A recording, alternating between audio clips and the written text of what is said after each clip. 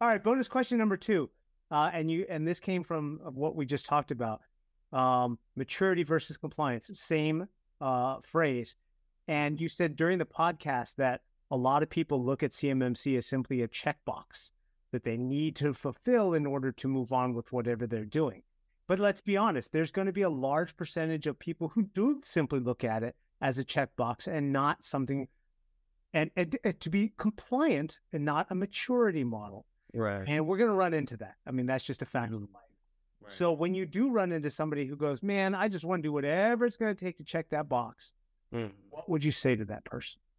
Yeah, I really remind them that CMMC, first off, really, even though it's in the environment today, it's not something that is super pervasive. You're not seeing it yet in contracts, and even the CMMC AB is saying that they're taking a crawl, walk, run approach to rolling this out. At this point in time, we were supposed to be at walk. We're still in the crawl phase, okay?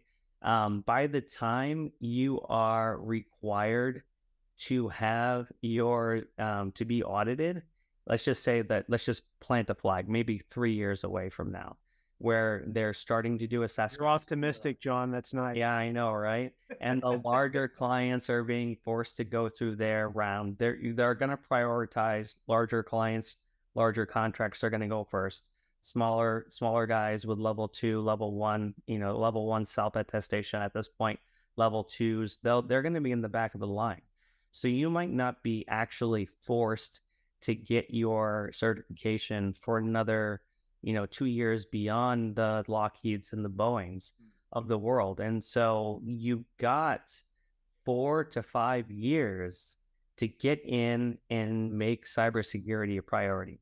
If you get into the market and you start winning contracts and you get to the point where 5 years down the road and you're scrambling and you've got no historical documents, you've got no historical proof that you've been following procedures, it's just going to be an immediate fail, right? They're going to want to see historical evidence of compliance, not just an immediate rush to the finish line, especially when they start auditing the contracts that you've been awarded year over year, right? When you're supposed to be working on this and you're not, that's the warning flags that I'm telling my clients. And I said, if you do it now, it's cheaper and better for you than if you do it later. It's like telling somebody, if you just exercise 15 minutes a day, you won't have to exercise 24 hours a day,